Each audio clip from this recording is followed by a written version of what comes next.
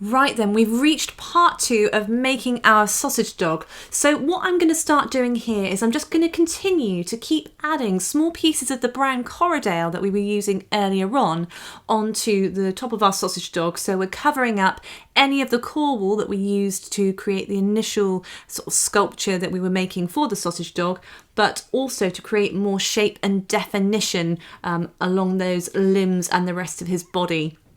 So what I'm doing here is I'm concentrating a lot more of the wool around the joins of where his legs are to create that slightly bulbous look like you would have if you had a leg on a body when you're looking at a dog. So it won't be completely flush. You're going to have this kind of slight sort of ball jointy look to where his legs are, and that's the look I'm trying to achieve here. And I'm just using my needles to kind of round this and kind of create indentation around the leg to give this impression. And I'm also focusing underneath the body where his bits would be, because if you look at a dog, like I mentioned before, you'll find that the front of his chest is a lot larger than when you go under his belly. That kind of narrows and kind of rises up slightly, and that's the look I'm trying to achieve there. So the next thing I'm doing is I'm creating his nose. So I'm just using some brown merino roving wool for this as opposed to a batting, and I'm just creating a very small triangle which I'm going to pop onto the face of my sausage dog in a moment. So I'm just using my fine twisted needles to do this, and I'm just anchoring it down into place and then just shaping it slightly using my fine needles to give it more of a slightly softer look. I don't want the nose to be too angled. I want it to have those kind of rounded corners to it, and that's what I'm just doing there, very carefully using my needle on a downward angle just to push that wool into itself and create that slightly rounded angle for the triangle of his nose. So I'm just going to decide now where I'm going to position his nose. So that looks like a pretty good position to me. It's kind of sort of between the kind of the join of sort of the end of the nose and where his mouth will be. So I'm just going to take my needle and I'm just going to tack that into place and just check that I'm happy with that position. I'm just going to hold it in place initially so it can't come off because it's quite small and light, so the needle has a tendency to kind of get stuck and pull it off. And then I'm just going to go around the edges like we have done previously and just anchor that down, and once it's anchored into place I can then work on shaping it a little bit more, but not too much. I'm quite happy with the shape of his nose at the moment. But I'm just felting it down around the edges with my needle and then not really sort of felting too much into the centre of the nose because I want to keep that slightly raised. So now we've got to this stage where our dog body's essentially finished. I'm going to start creating his eyes. So I'm just felting that down until I've got an indentation of about 0.5 centimetre. He's felted quite firmly, so it's difficult to kind of felt down too much. But about 0.5 centimetre is about right. I'm just going to do a bit more shaping around the head area as well there. So I'm just going to go in a bit more, and also what I'm doing is I'm all the while concentrating on shaping his nose to a bit of a point, because if you look at a dachshund or a sausage dog, you'll find that their nose is wider at the base, and then as it tails off to the actual sort of where the nose is, you'll find that it actually gets more narrow, and that's what I'm trying to achieve there. So I'm just going to keep going for a bit longer till I've got to the stage where they're nice and deeply dented. So what I'm going to do now is I'm going to take my brown merino roving wool again, so the same wool that I used to create his nose, and I'm just going to take a small piece and I'm going to roll it into a ball shape, and I'm just doing it at the same time with my other hand holding another piece of wool, so again I can get that same quantity, roughly the same amount of wool for each eye. And once I've got to that, I'm just going to check and make sure that it sits nicely, and I'm just going to pop it into the eye socket we've just created and then felt it down as far as it will go. So I really want it to at least halve in size, but ideally I want it to be about sort of a quarter of the size of what it is when I put it in. And if you don't have enough, you can always just add some more in, that's not a problem. But it's always better to add slightly less to begin with and add more rather than adding too much and then having to remove everything and start again, because that's a bit of a pain.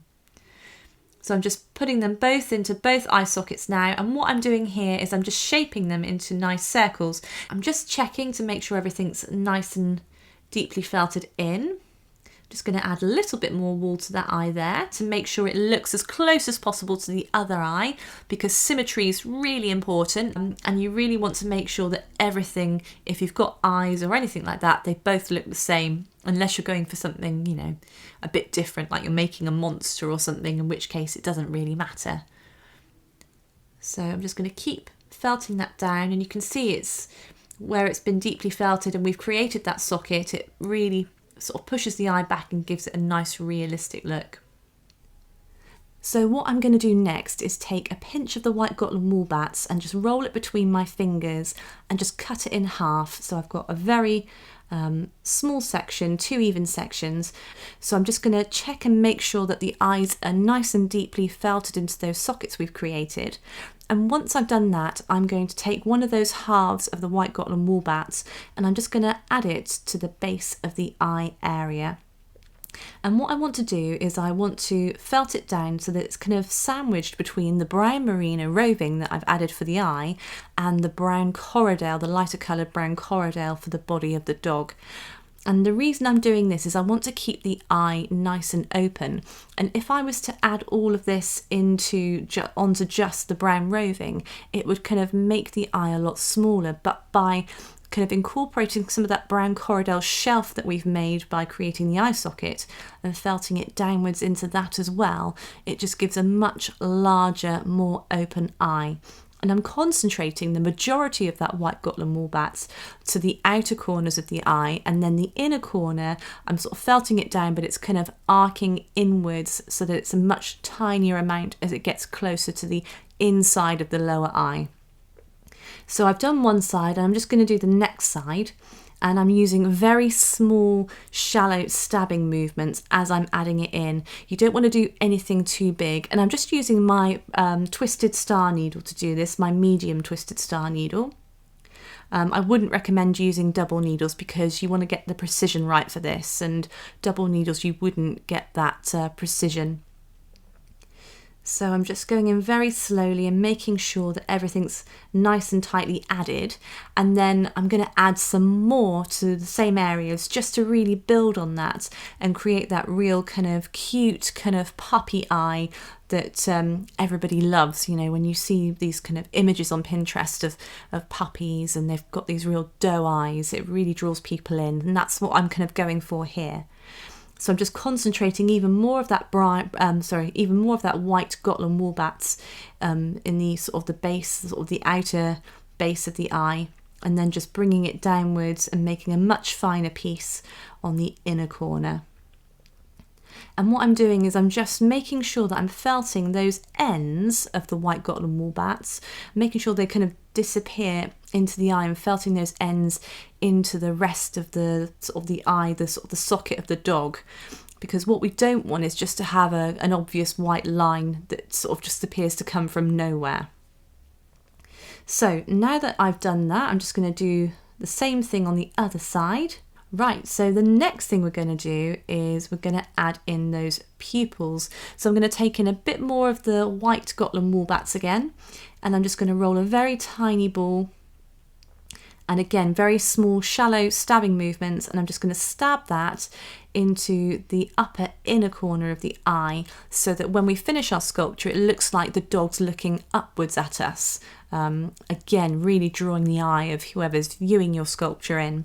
So I'm just going to felt that second pupil in, and you want to get it nicely felted into place and ensure that they're both symmetrical and they're both looking the same. So the next stage is to make his ears. So we're creating this kind of very soft triangular shape this time. So I'm using my 7 needle multi-pen to stab the brown corridale again into this kind of triangular shape, but it's got a very rounded top to it. There's no point, because when you look at dachshund ears, they have this sort of nice floppy rounded bottom to them, which is what I'm aiming for here. So I don't want any points, I just want it to be nicely rounded. So I'm just felting on one side, and once I've felted enough, I'm just going to go over the other side. I'm using fine needles in my multi-tool, just ordinary fine triangular needles for this. And then just be careful when you're stabbing on a felting mat that you don't go too crazy, because what will happen is your wool will stick, like the dough analogy we were talking about, and you end up pulling more fibres out as you flip it over. So you want to give it a stab, but just kind of, you know, don't go too overboard with it. Just give it enough of a stab to tuck those fibres in. So there we go. And it doesn't matter if it's a bit fluffy, because at the end of the day we're making a dog, and dogs are hairy, aren't they? So it's not a problem, but I just like to get it a bit neater. So I'm just going to do the same thing with the second ear. So I'm just rotating my multi-tool over the wool and stabbing it down, straight down horizontally, vertically I should say. I did go to school, I promise you. Keeping it nice and straight and getting that nice rounded top to it. And just keep going, again keep flipping it like dough so we don't get lots of fibres being pulled out, until you've got a nice solid piece. It can take a couple of minutes to get to this stage, but it's a much quicker process using the multi-tool as opposed to using, say, a single needle or even the double needle pens. So there we go, there we have our ears. So they measure 2 inches by about 1.5 inch. So what we're going to do next is we're going to attach them to our dog. So I'm just going to first of all just look to see where I want to place the ear, because depending on where you place something like an ear on a creature, it can really alter the look of it. So I want to make sure that I'm getting the right kind of look and the look that I want to go for.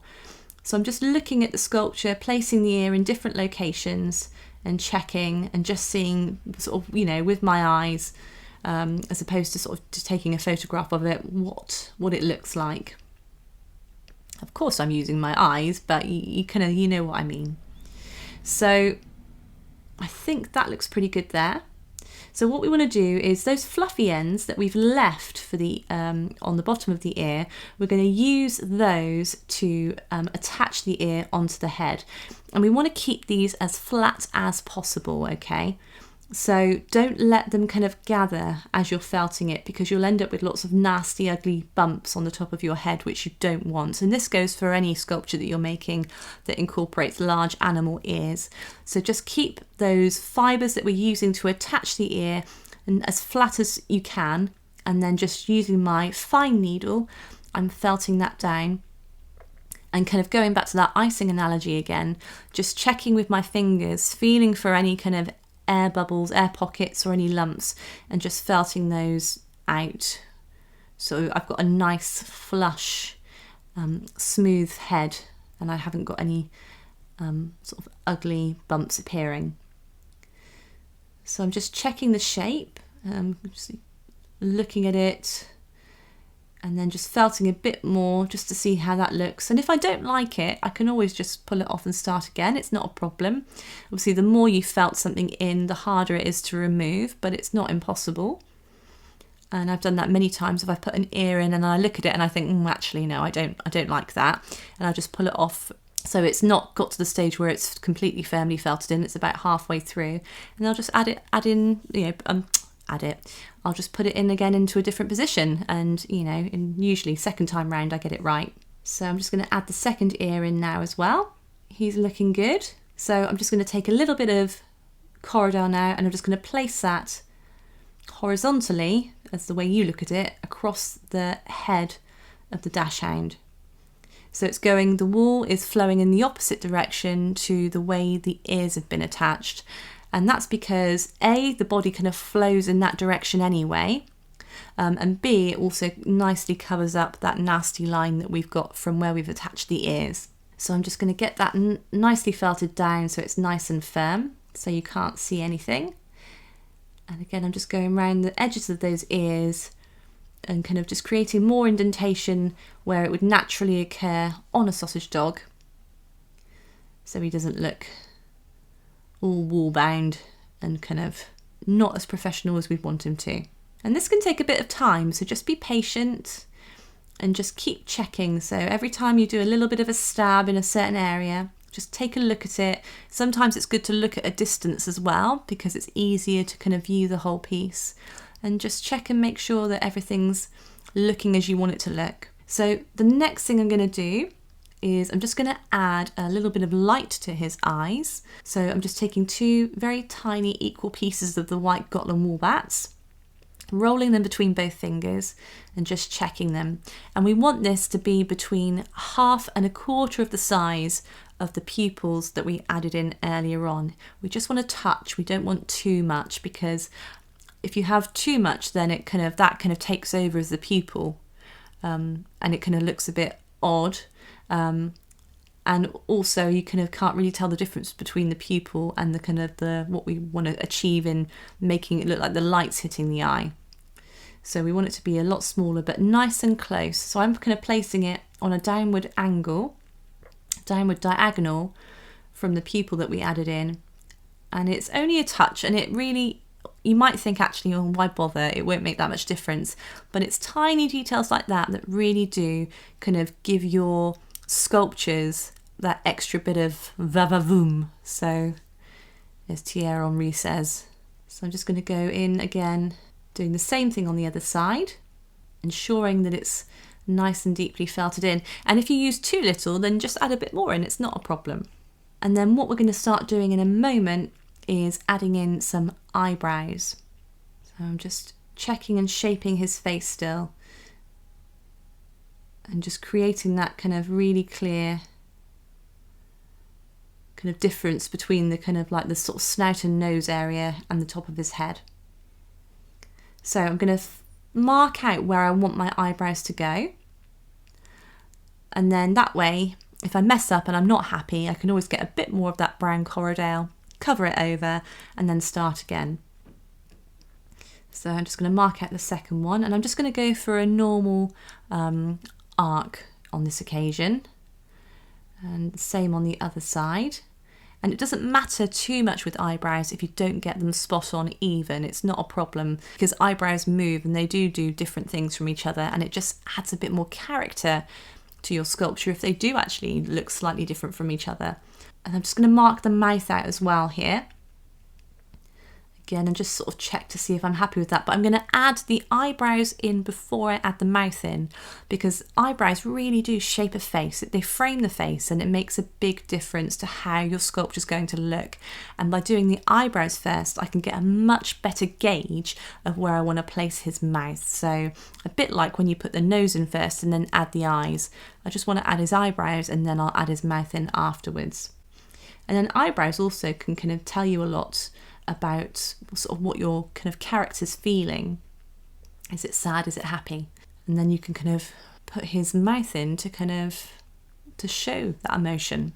So what I'm doing here is I'm just taking some very small pieces of the brown merino roving again, and using again very shallow fine stabbing movements. I'm using my medium twisted star to just felt where we added that indentation in a moment ago, the brown wool. So it's only a very tiny amount, and I don't want to use too much because I don't want him to look angry or like Groucho Marx. So I just want him to kind of, you know, have that kind of sausage dog, because sausage dogs do have quite pronounced eyebrows if you look at them, and that's what I'm attempting to achieve here, but I don't want it to be so overly pronounced that it looks a bit weird. So it's trying to get that balance really. Okay, but that's looking good. I'm just going to add a bit more in on that side, just because it's slightly thinner than the other piece. And if I've got too much, I can always chop some off with my embroidery scissors. It's not a problem. Get those embroidery scissors out, give it a snip, and then I'm just going to felt down that piece to get rid of those fluffy ends. And then once I've done that, I'm going to felt in his beautiful smile. So, and I'm also going to concentrate a little bit by getting a bit of a furrowed brow between his eyebrows, and I'm going to sort of stab right between the middle of them to kind of create that classic dent that sausage dogs have as well. And then just checking and making sure that he looks good. And he's looking pretty cute at the moment. So the next thing I'm going to do is just do that kind of furrowed area that I told you about a moment ago.